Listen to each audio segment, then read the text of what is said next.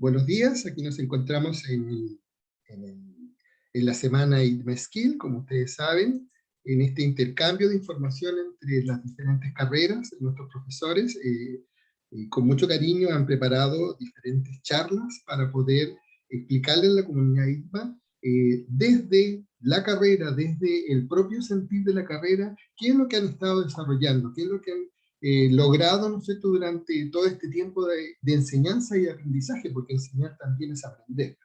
Con nosotros se encuentra la profesora Gloria Urbina Pereda. Ella es docente de la carrera de Salud, Terapia Floral Natural.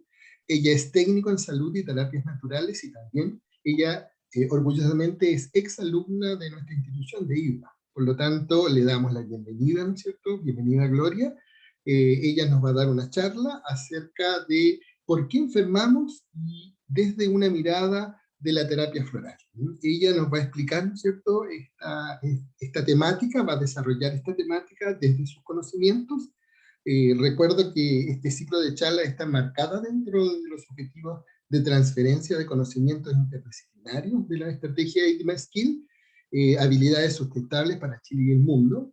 Y lo que busca es que desde las diferentes carreras podamos intercambiar información, intercambiar conocimiento y darnos entre todos, ¿no es cierto?, una red de apoyo, especialmente en la formación de nuestros estudiantes. Así que voy a dejar con ustedes a Gloria para que ella pueda comenzar su charla. Bienvenida, Gloria. Muchas gracias, Cristian. Muchas gracias Muy por tu bien. presentación. Te dejo entonces para que tú puedas Gracias. comenzar esta charla.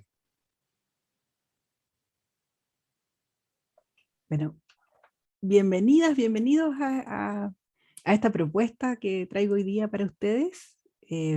Como ya decía Cristian, soy terapeuta complementario, estudié en IDMA hace 12 años aproximadamente, y luego seguí perfeccionándome un poquito más en temas relacionados con la salud natural, la salud complementaria. Actualmente soy docente de esta técnica y me dedico además a la atención individual y grupal también con esta y otras terapias. Es un gusto para mí estar aquí y cumplir con esta labor tan linda de compartir los conocimientos de una área a otra. Ahí pueden surgir cosas nuevas, novedosas, y lo encuentro muy atractivo. Hoy día quería proponerles aquí una conversación, ¿cierto?, en torno a un aspecto de la terapia floral que es quizás menos conocida para quienes son usuarios, ¿ya? Quienes se forman como terapeutas florales en general conocen algo de este tema, que es toda la filosofía que está detrás de estas preparaciones florales o estos remedios florales. Normalmente el usuario accede a un terapeuta que está formado en esta técnica y se lleva un frasquito como este para tomarlo secuencialmente durante 15, 21 días aproximadamente. Pero no conoce la mirada que existe detrás de la terapia. Y me parece que es muy relevante y además es muy sanador, como conocer esta otra mirada, ¿no? Entonces el título de esta charla es ¿Por qué enfermamos? Es un título provocador, intento que sea al menos así. Fíjense que los antiguos decían ya, me parece que es de los toltecas que viene esta enumeración de que al menos hay 4 miedos básicos que afectan a los humanos: la soledad, la escasez, la muerte y la enfermedad. Entonces, cuando logramos mirar la enfermedad desde otro punto de vista, creo que nos puede ayudar a sobrellevar este temor a enfermar y también a sobrellevar procesos de enfermedad que estemos viviendo. Un poco en ese sentido va esta charla. Entonces les decía ya que la terapia floral no es solo la preparación ahí de estos frasquitos que normalmente entregamos a nuestros consultantes, sino que está apoyado en una profunda filosofía que mira al humano, al ser humano, a la vida y a aspectos como la enfermedad desde otro punto de vista. Edward Bach, que es el creador de esta terapia, hace ya casi 100 años más o menos, la década de 1930, empieza él a gestar este conocimiento, nos dice que la salud es un patrimonio, es un derecho que nosotros tenemos. Y la ve como la unión perfecta entre alma, mente y cuerpo. La salud no tiene por qué ser un ideal lejano, inalcanzable, complejo, sino que es fácil, es lo natural. Solo que a veces en el camino algo nos ha pasado que hemos olvidado fluir con la salud. Para quienes no conocen la terapia floral, diría yo que es una técnica, ¿cierto?, que utiliza preparados de flores que se empapan en agua solarizada. Eso básicamente, ¿ya? Fueron descubiertas, ya les decía, por Edward Bach, que era un médico, bacteriólogo y homeópata inglés, entre 1928 y 1938. Él hace este sistema, que después va a ser la inspiración para muchos otros que existen actualmente, pero el sistema de Bach es el primero. Fíjense que la OMS desde 1983 recomienda el uso de esta terapia como ayuda para sobrellevar las dificultades emocionales de las personas. Se basa en definir a la enfermedad como el resultado de un desequilibrio emocional. Después voy a ampliar un poquito más esa definición. Está conformado este sistema por 38 esencias que provienen de 36 flores, más un brote que se llama chestnut bud y el agua solarizada que se llama rock water. También es conocida como remedios florales en inglés. Se eligen, la persona asiste a terapia con un terapeuta calificado, ¿cierto? Quien luego de una conversación elige algunos de estas 38 esencias para que la persona trabaje cotidianamente bebiendo este preparado floral específico para ella. Las esencias florales pueden ser tomadas tanto por adultos, por niños, por mascotas, se pueden incluso utilizar en plantas y no producen efectos secundarios ni tienen ni hay problema con consumirlas junto con medicamentos de medicina convencional.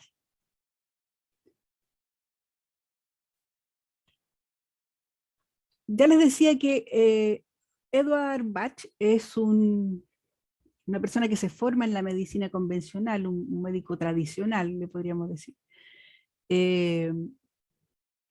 Pero empieza a tener una mirada distinta de la humanidad. Eso porque está influenciado por corrientes de Oriente, por la filosofía imperante en Europa en ese momento, el arte también, con el romanticismo, ¿cierto? Entonces empieza a desarrollar un concepto del ser humano distinto.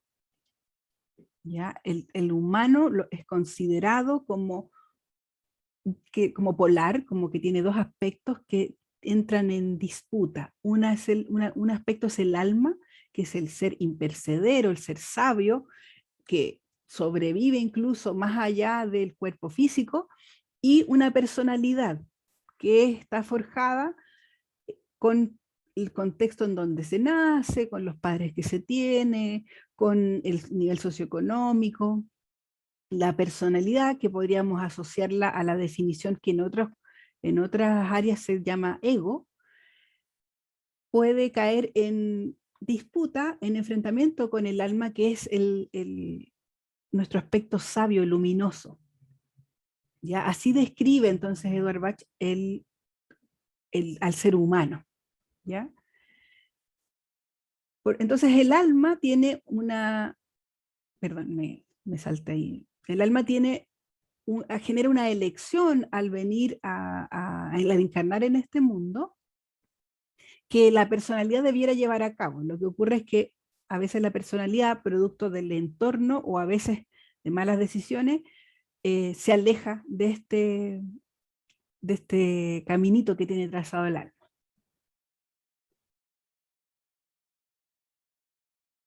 Entonces, el concepto de enfermedad.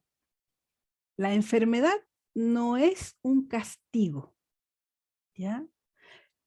Que tiene que ver mucho con el tema de la moral judeocristiana, ¿no? Que y previa a la modernidad, cuando todavía no se conocía mucho sobre patología y ese tipo de cosas, se consideraba que quien se enfermaba o quien nacía con alguna dificultad era producto de algún pecado o alguna equivocación cometida en contra de Dios. Fíjense que a pesar de que esto era pan de cada día en la Edad Media, todavía a veces conversando con personas que viven enfermedades o que tienen algún conocido que está enfermo, todavía existe eso como en el subterráneo de la manera en la que conversamos. Entonces se habla de sufrir una enfermedad, como si fuera un peso, un castigo. Lo que nos dice Bach es que la enfermedad está lejos de ser un castigo, sino es parte de un proceso y un proyecto de esta alma rectora que todo ser humano tiene. Es un gran aviso de que algo está ocurriendo. Entonces ya les decía, la enfermedad no es un mal que tengamos que suprimir tampoco. Así como no es un castigo, tampoco es un mal que tengamos que suprimir, sino que es un beneficio que tenemos que comprender. Este beneficio tiene que ver con que este malestar que yo estoy experimentando es una señal que indica que tengo algo que aprender, una necesidad de aprender.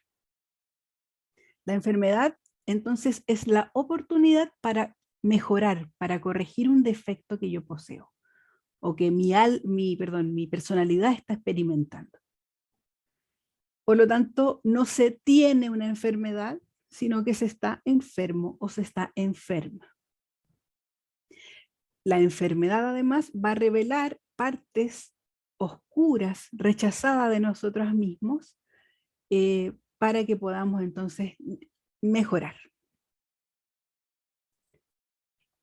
La enfermedad también es una consecuencia de un conflicto producido entre estas dos partes del ser humano, entre el alma y la personalidad. Yo les explicaba hace un ratito que a veces entran en pugna, ¿ya? En conflicto. Este conflicto es inevitable, porque nosotros al venir a esta realidad, muchas veces olvidamos el designio del alma. Entonces es inevitable que entremos en conflicto con nuestras decisiones, con estos designios del alma. El alma siempre va a tener una voluntad de transformarnos, por lo tanto nos va a llevar o va a querer que vayamos a experimentar aspectos de la realidad. En cambio, la personalidad va a tener una necesidad de conservación, de quedarse en el lugar seguro, en lo que conoce, en lo que le es placentero, y no salir de ahí. Es el alma entonces que va a estar empujando a que nosotros transformemos nuestra existencia. La manera de poder sobrellevar de manera saludable, por decirlo así, o sabia, este conflicto permanente entre alma y personalidad, es que nuestra personalidad debiera supeditarse al plan de vida del alma. Una manera de poder lograr esto es a través del uso de terapia floral, ¿ya? Porque lo que hace la terapia floral es ir quitando la famosa metáfora de las capitas de la cebolla hasta llegar a lo central, al contacto con el alma. Generalmente nuestros sufrimientos están a nivel de personalidad, ¿ya? El alma sabe lo que tiene que hacer, sabe a qué vino, sabe qué es lo que tiene que experimentar, pero es la personalidad la que se resiste a experimentar aquello que nos está proponiendo el alma. Cuando por un trabajo interno que se puede realizar con otras terapias, con otras guías, y también con la terapia floral, se logra encaminar a la personalidad bajo los designios del alma, entonces el conflicto ya no es necesario. La enfermedad es producto de factores personales y transpersonales. Aquí el concepto de transpersonal tiene que ver con más allá de lo personal, ¿ya? De lo individual. Lo vamos a entender para este apartado como eso, más allá de lo que, de lo que mi individualidad puede determinar. Dentro de los factores personales están el egoísmo y el aislamiento. ¿Ya? Cuando mi personalidad se vuelve egoísta, se olvida de que existen más humanos o se aísla del resto de la humanidad, entramos entonces a alejarnos del designio del alma y podemos entonces generar alguna enfermedad. También dentro de los factores personales está la acción violenta hacia los otros. Cuando yo, después lo puedo ampliar un poquito más, cuando yo soy violento o violenta contra otros, finalmente estoy atacando la totalidad, ¿ya? Entonces estoy atacando no solo mi alma, sino el universo, la totalidad. Dios, podría también decirse. Entonces,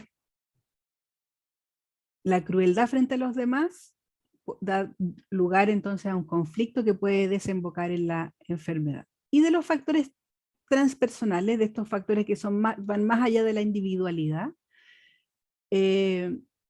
tenemos la historia que esa alma haya tenido. ¿Ya? Bach no habla directamente de karma, ni habla directamente de reencarnación, pero es algo como nos cuenta, ¿cierto?, de que el alma en su historia, como es impercedera, ha tenido muchas vidas, y puede que en las vidas anteriores haya cometido de manera individual, ¿cierto?, personal, alguno de estos errores, ¿cierto?, como el egoísmo, el aislamiento, la violencia hacia otros, y entonces en esta vida acarrea el tener que hacerse cargo de esa mala decisión de la vida previa. Otra característica de la enfermedad para la terapia floral es que ninguna enfermedad es material en su origen. Ninguna enfermedad tiene origen en el cuerpo físico. Lo que conocemos como enfermedad es el resultado último que termina impactando en el cuerpo de fuerzas profundas que estuvieron ahí dando otros tipos de señales antes de enfermar el cuerpo. El origen inmaterial de la enfermedad, Bach lo resume en unos defectos. ¿Ya? Dice que les define 7 defectos, que son el orgullo, la crueldad, el odio, el egoísmo, la ignorancia, la inestabilidad y la codicia. Detrás de cualquier síntoma físico o psíquico que las personas puedan experimentar, se encuentran siempre subyacentes estos defectos.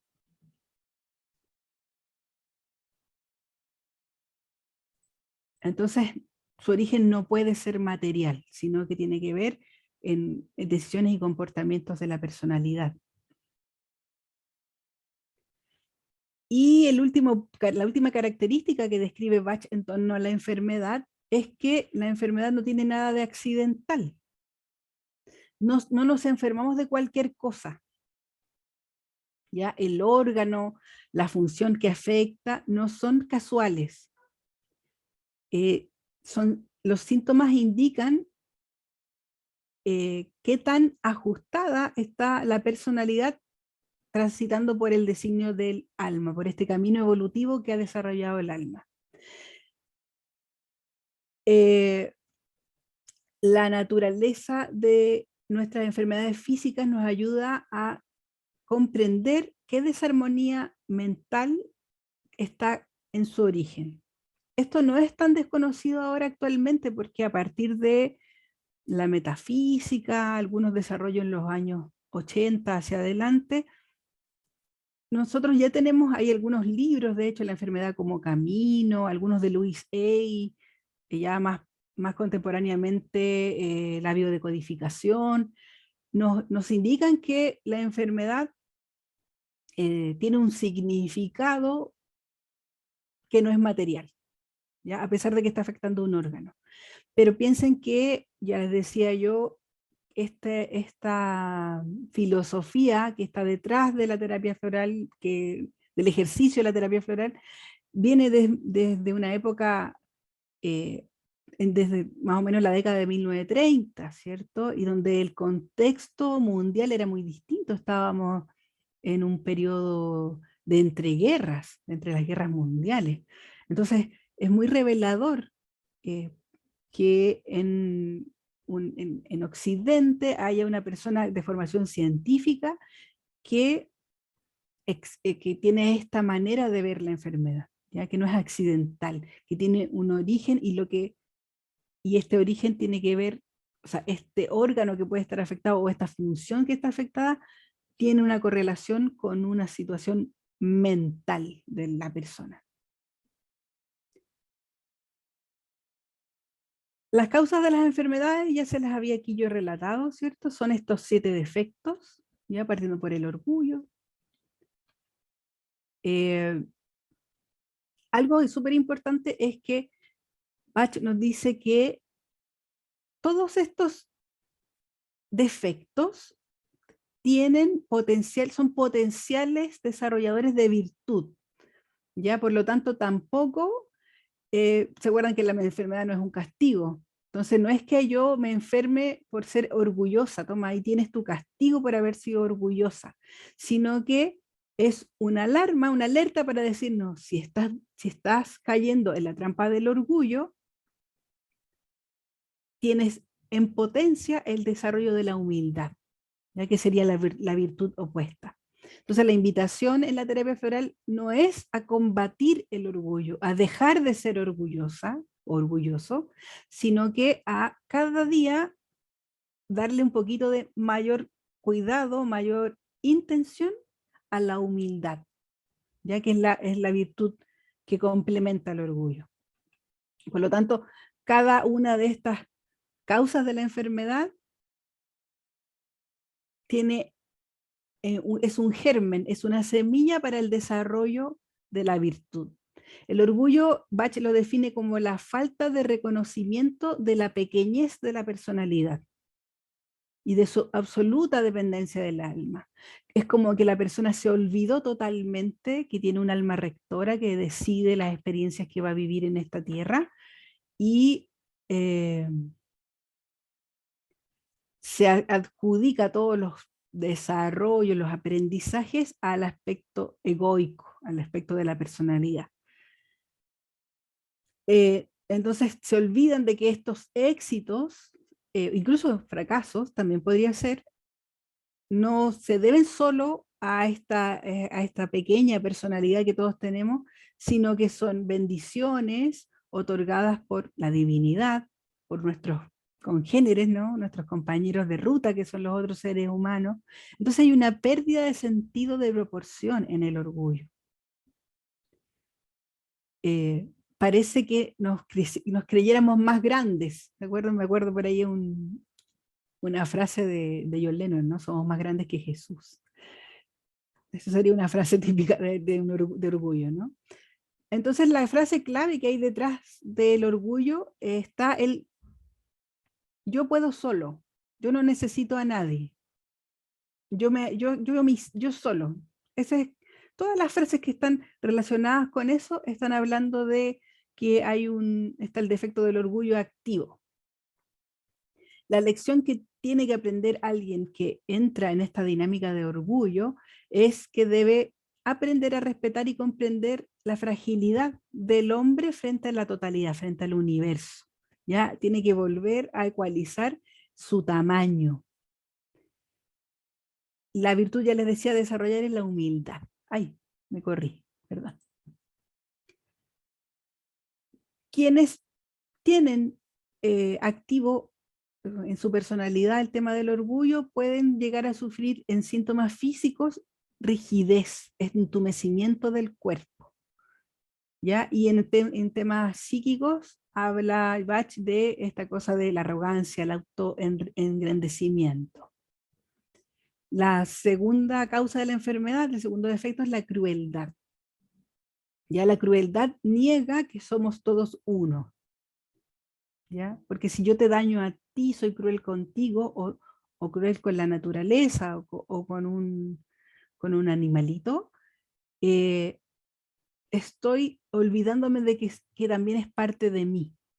Estoy desconociendo que soy un eslabón de una cadena gigante que es el todo. Por eso puedo ser cruel.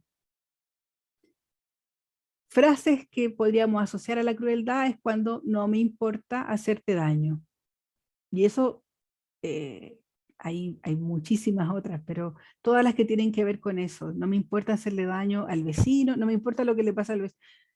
Subo la música a todo volumen porque yo quiero escucharla fuerte, porque me hace sentir estimulada, ¿cierto? Pero no me importa que el vecino a lo mejor tiene un bebé que necesita dormir. Paso por alto los daños o las incomodidades que le puedo causar al otro. Eso sería como una definición de crueldad, ¿cierto? Y la lección que se aprende, que tiene que aprender alguien que experimenta la crueldad, o que ejerce la crueldad más bien, es aprender que en todos hay bondad. La virtud que tiene que desarrollar, el germen que tiene que prender desde ahí de la crueldad es la compasión. Síntomas físicos que van asociados al defecto de la crueldad son los dolores. ¿Ya? Sufro dolor para aprender lo que significa que duela. Por lo tanto, si yo experimento dolor en mi cuerpo, difícilmente querré que otro experimente dolor. O sea, ahí viene esta cosa de el aprendizaje que encarnan las enfermedades.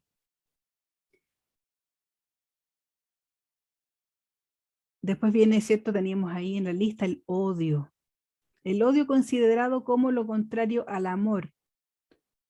Es un sentimiento que tiene que ver con la necesidad de destruir. Por lo tanto, las frases que nos evocan el odio son todas aquellas que transmiten eso, quiero destruirlo. A veces frases fuertes como quiero que se muera, quiero que te mueras, ya quiero destruirte. La lección aquí evidentemente es aprender a amar, ¿ya? Porque el amor genera amor, ¿ya? Y el odio va a generar más odio definitivamente. Y la virtud también es el amor en sentido amplio, ¿ya? No estoy hablando de un amor romántico o de un amor de pareja, sino de amar a nuestros compañeros de ruta. Fíjense que aquí Bach asocia el odio a los problemas cardíacos, ¿ya? Claro, la deficiente funcionamiento del corazón. Y temas más psicológicos, los relacionados a enfado, a expresión exagerada de la violencia, de la ira, a cambios y alteraciones emocionales, a esta cosa de un día estoy alegre, otro día estoy muy furiosa. Ese tipo de cosas las relaciona al odio.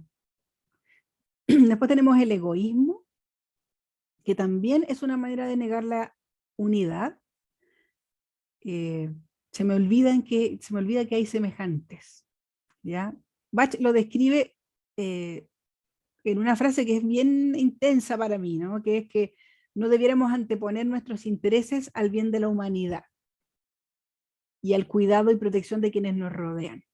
¿Ya? Nuestros intereses debieran estar en concordancia con el bien de la humanidad y con el cuidado y protección que nos rodea, de quienes nos rodean, no solo seres humanos, el medio ambiente sería algo que considerar, ya lo sabemos, ¿no? Entonces, cuando hay un ataque hacia el tema medioambiental, cuando se invade un ecosistema, estamos siendo como humanidad profundamente egoístas, ¿ya? Se nos está olvidando que somos todos uno. Entonces las frases asociadas al egoísmo tienen que ver con aquellas que yo primero, que nos ponen a nosotros como primer interés de esta decisión. La lección que tiene que aprender alguien que cae en el egoísmo es el dar.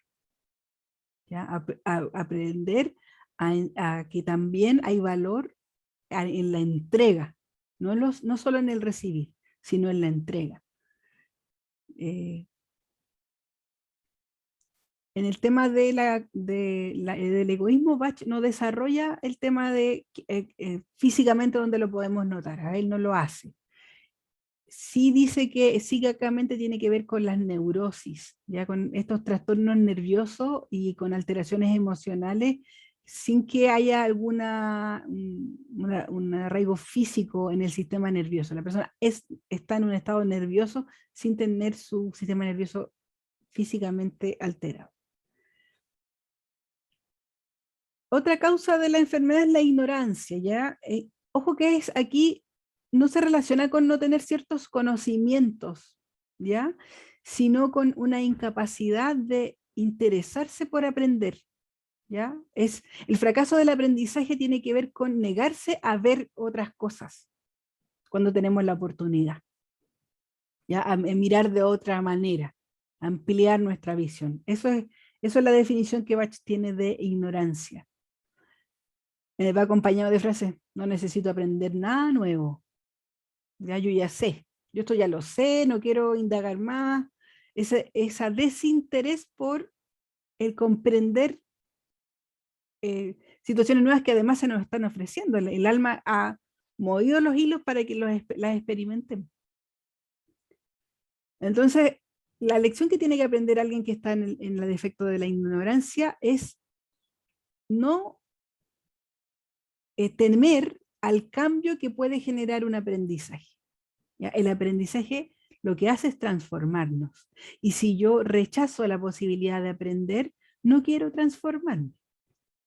¿Ya? ¿Se acuerdan esta pugna entre alma y personalidad? Es la personalidad la que no quiere desarrollar más, quiere quedarse en la zona de confort, como se dice actualmente. Y evidentemente la virtud que tiene que desarrollar alguien que está en el defecto de la ignorancia es la sabiduría. ¿Ya? Ese es el germen que va en la ignorancia, desarrollar la sabiduría. Y Bach asocia temas que tienen que ver con la ignorancia a situaciones que afectan nuestros órganos de los sentidos, ¿ya? Como la miopía, otros defectos de la visión, dificultades para oír, porque finalmente es el cierre de estos canales perceptivos que yo debería tener abiertos para poder acceder a nuevos aprendizajes.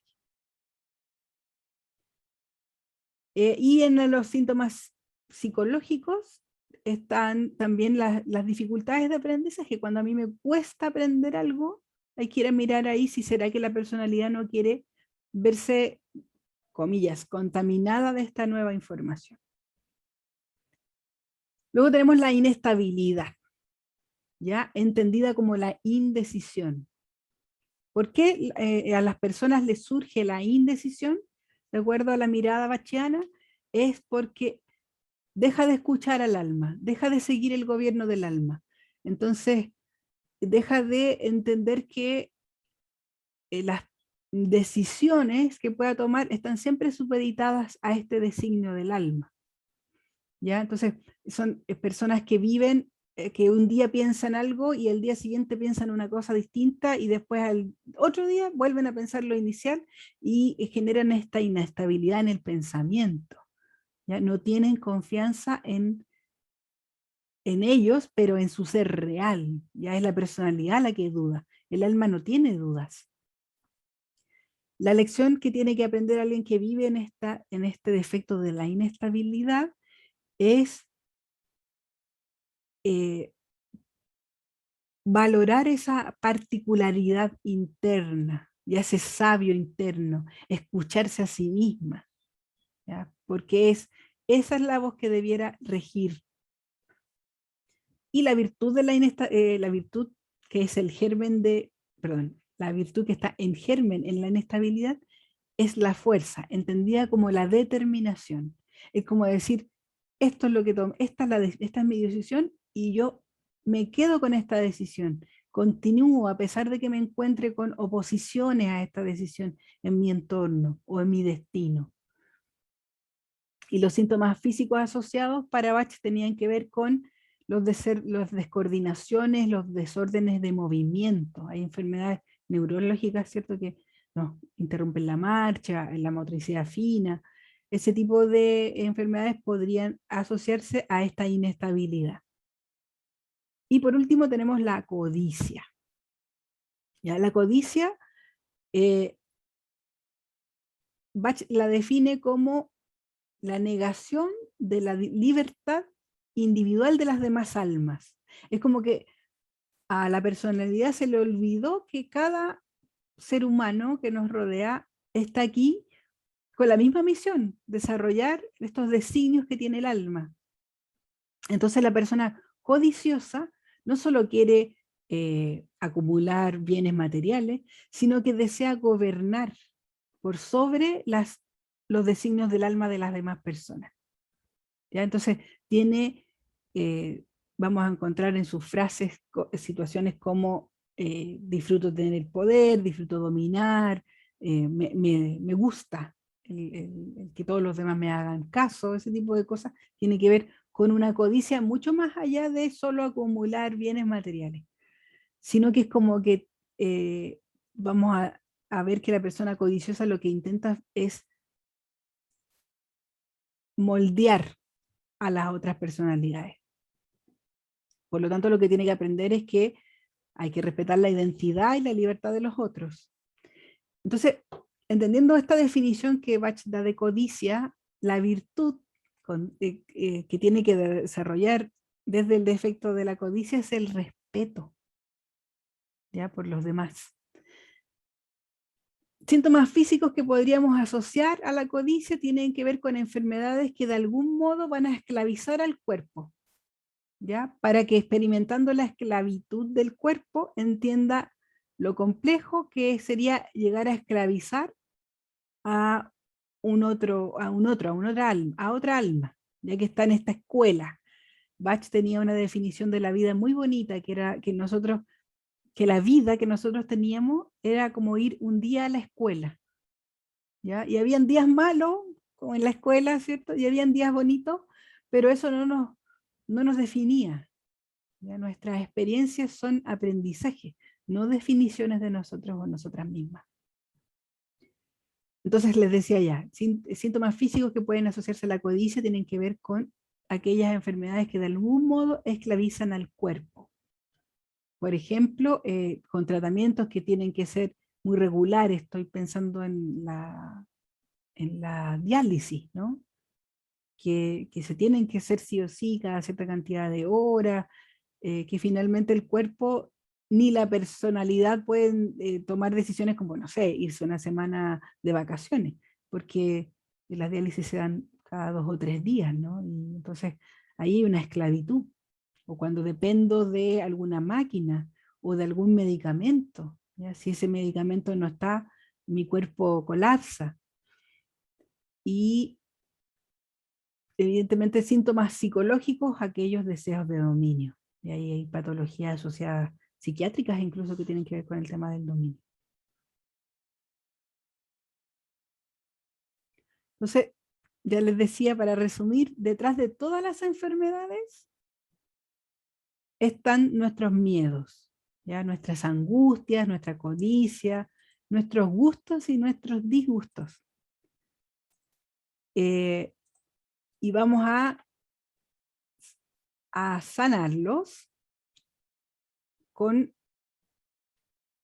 cuando entendamos que detrás de esta enfermedad están estas situaciones. Cuando miramos estas situaciones que son la base para la enfermedad, ya la enfermedad no, la lección ya no necesita, no necesitamos el recordatorio de este aprendizaje, que finalmente es lo que es la enfermedad, ¿no? La enfermedad viene a decirnos, oye, atención acá, esto te está pasando para que tú aprendas algo, para que integres un conocimiento que olvidaste, ¿ya? Porque tu alma lo tiene, el alma lo tiene todo, es sabia, ya es impercedera, es eterna. Es nuestra personalidad la que va olvidando cosas.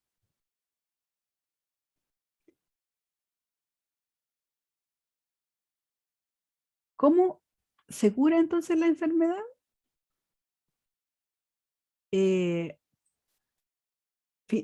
Primero, aliviando el dolor. Ya a través de la terapia floral tiene, es una de sus objetivos, es aliviar el dolor, tanto físico como emocional.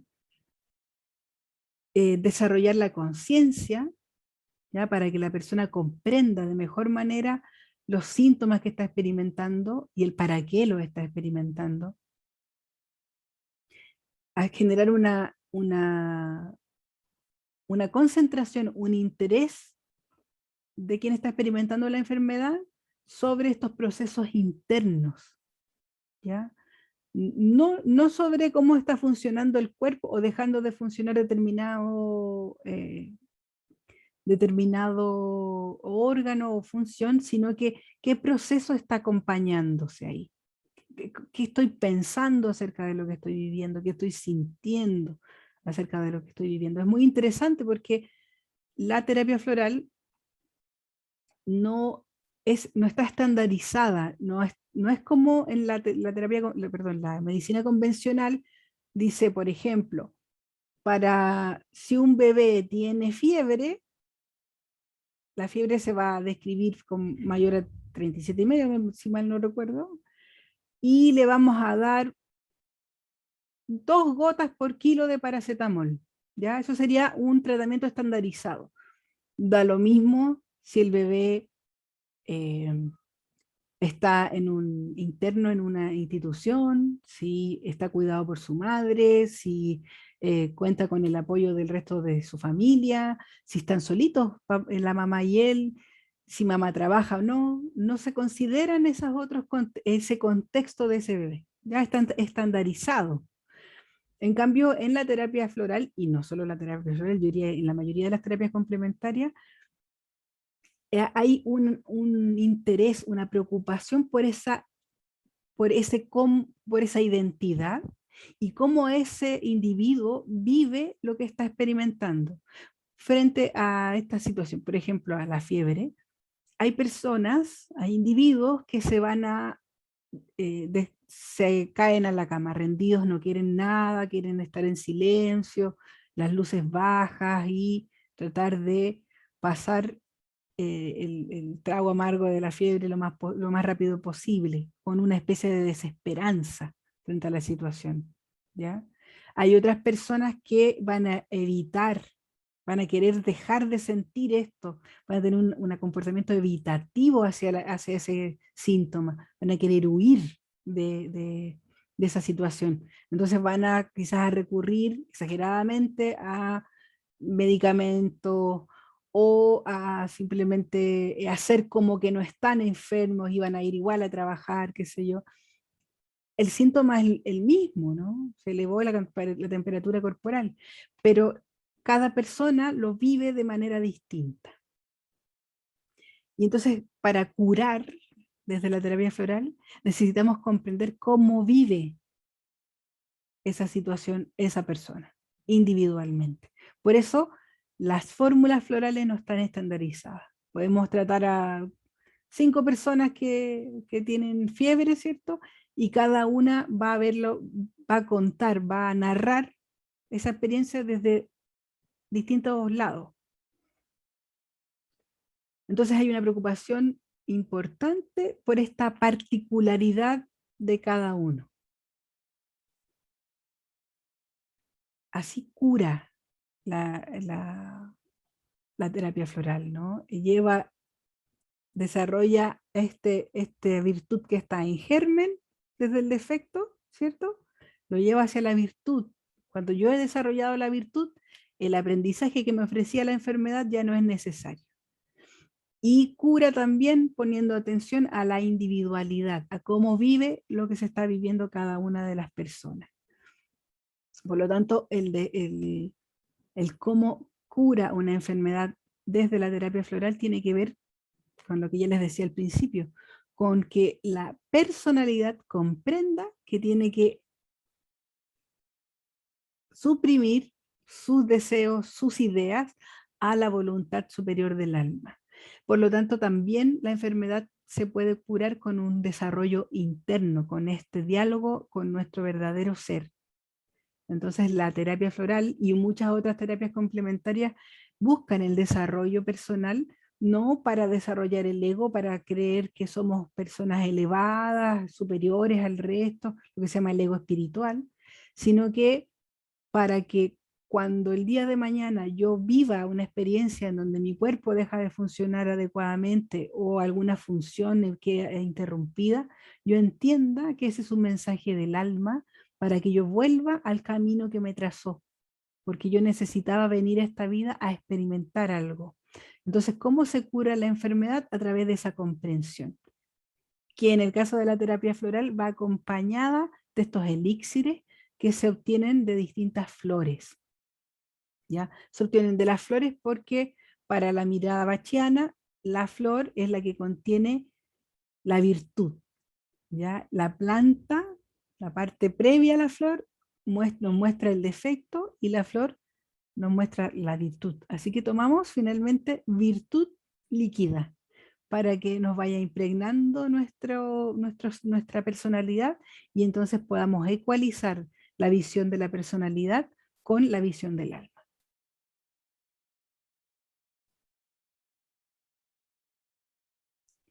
Aquí hasta acá llega mi presentación. No sé si hay alguna pregunta. Bueno, Gloria, es impactante en realidad lo que nos estás contando, esta filosofía que hay detrás de la terapia, ¿no es cierto?, de flores, que nos colma el alma. En realidad es interesante ir descubriendo cómo en realidad nuestra personalidad, ¿no es cierto?, va haciendo choque, tope con lo que realmente tenemos que hacer y tenemos que lograr en nuestra vida, ¿no? Así Exacto. que primero agradecerte la belleza de la filosofía que nos has mostrado. Y por supuesto tenemos una pregunta que puede resultar capciosa, pero es una buena pregunta. Te la voy a hacer porque yo sé que tú la vas a tomar, ¿no es cierto?, desde la misma enseñanza que nos estás entregando. La pregunta ¿es la terapia floral un placebo? Es buena la Esa es la pregunta. pregunta que Sí, te quiero sí, me hacer. parece buena la pregunta. Bueno, placebo es, para quien no conozca el concepto, por si hay alguien que no lo conoce, es que es una sustancia inerte, ¿cierto? Que no tiene ningún efecto en el cuerpo. Y que entregado bajo cierto contexto determinado, va igual a causar un efecto beneficioso, pero es un impacto más bien, podríamos decir, a nivel psicológico. ¿Ya? No es que la sustancia genere un cambio a nivel fisiológico o vibracional en el caso de las flores, ¿ya? Eso sería un placebo. El placebo es un efecto de la mente, ¿ya? Que no está asociado a la sustancia, está separado de la sustancia. Se utiliza muchas veces en la experimentación de nuevas medicinas. Bueno, lo primero que tengo que decir es que las terapias naturales o alópatas, convencionales, ¿cierto? Todas esperan dentro de su desarrollo que haya un porcentaje de efecto placebo. ¿Ya? Más allá de que si la sustancia es de origen natural, vibracional, como es la terapia floral, o de origen químico. ¿Ya? Es inevitable que hay un porcentaje que termina siendo placebo. Pero fíjense que para el caso de la terapia floral hay algunos estudios, no son muchos, ¿ya? No son una gran cantidad, pero hay estudios eh, de investigación científica donde se han observado que los efectos de la terapia floral son superiores a los de un placebo. ¿Ya? Ahí hay unos que están publicados en inglés, ¿ya? Si alguien quiere verlo, me puede contactar ahí por algunas redes, les mando el link. Hay que, sin duda, hay que trabajar mucho más en el aspecto de la comprobación científica para ir dando un respaldo a esta técnica. Pero podría decir, desde mi experiencia, que no son un placebo, porque las flores, ya les decía que las pueden tomar adultos, niños, ancianos, perritos, y hay, entonces, por ejemplo, un animalito o un bebé pequeño que no tiene la capacidad de la mente de decir, estas gotitas que me estoy tomando me van a hacer fantástico, igual hay cambios, igual hay efectos. ¿Ya? Entonces, aparte de la cosa científica que es importante desarrollar, y espero que cada vez se desarrolle más, desde la experiencia, por ejemplo, una esencia floral actúa sobre una planta